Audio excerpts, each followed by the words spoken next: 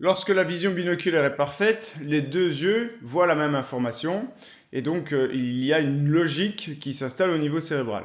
Lorsque un œil ne voit pas la même information que l'autre, il y a une confusion et c'est ce qu'on va appeler un trouble de la vision binoculaire. Donc au concret, voilà ce que ça donne. On a ici donc deux yeux qui suivent une cible, c'est la lettre A. Donc là, les deux yeux fonctionnent parfaitement, les muscles oculomoteurs sont bien équilibrés.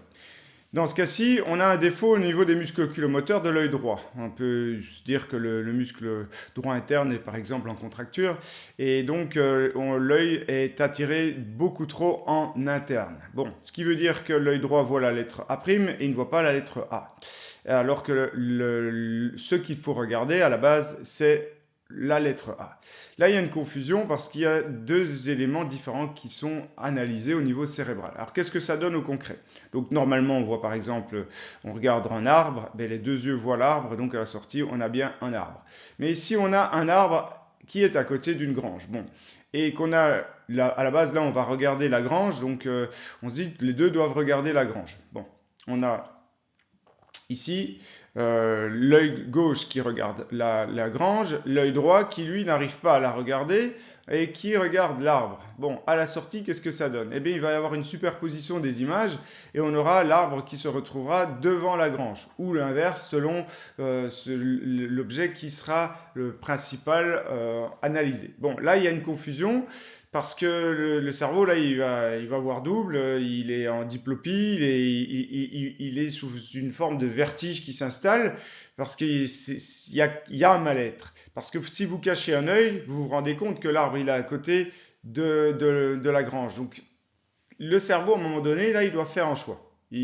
Ça peut arriver que c'est momentané, on imagine, vous avez un problème oculomoteur qui arrive en fin de journée, vous avez les muscles fatigués, il lâche d'un coup parce que vous avez exagéré devant un ordinateur et c'est fin de journée que vous allez avoir ces petits moments de vertige. Bon, ça perdure pas longtemps, on s'inquiète pas, le lendemain on récupère, l'œil reprend vigueur, on fait moins d'ordinateur et tout va bien, ça n'arrive plus. Puis ça va peut-être revenir dans un moment de fatigue intense encore quelques semaines après. Donc ce sera des moments de vertige qui seront occasionnels. Bon, dès le moment que ça va devenir de plus en plus régulier, bon, le cerveau va se dire, bon, je dois faire un choix. Et il va se dire, l'œil droit, là, il est vraiment pas bon. L'œil droit, il donne une information qui est mauvaise. Le cerveau, il le sait, c'est quoi qu'il faut regarder. Et il se rend compte qu'à un moment donné, il y a un effet de fusion qui se fait pas bien. Donc, il va commencer à occulter l'œil droit. C'est-à-dire que toutes les informations qui viennent de l'œil droit, il n'en prend plus compte.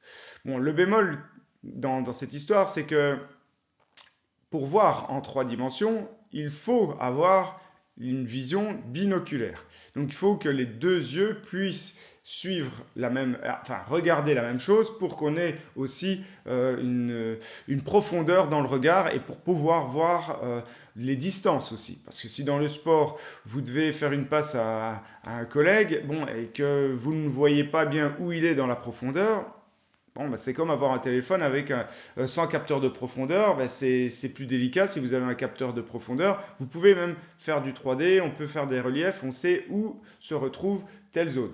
Bon, donc quand on veut faire du 3D, il nous faut un capteur de profondeur et nos yeux, donc c'est la fusion des deux images qui va nous donner cette profondeur. Malheureusement, s'il n'y en a pas d'un côté, qu'un œil donne une mauvaise information, donc on n'a plus qu'un œil, on ne voit plus qu'en 2D, on ne voit plus en profondeur. Ce qui veut dire que la personne, vous pourriez lui envoyer une balle, eh bien, elle va voir la balle arriver juste au dernier moment pour l'attraper parce que elle a du mal à voir cette perspective en profondeur. Et c'est pareil si elle doit faire une passe, elle aura du mal, soit ce sera trop fort ou pas assez fort, mais pour bien voir la profondeur, ce sera plus délicat pour elle.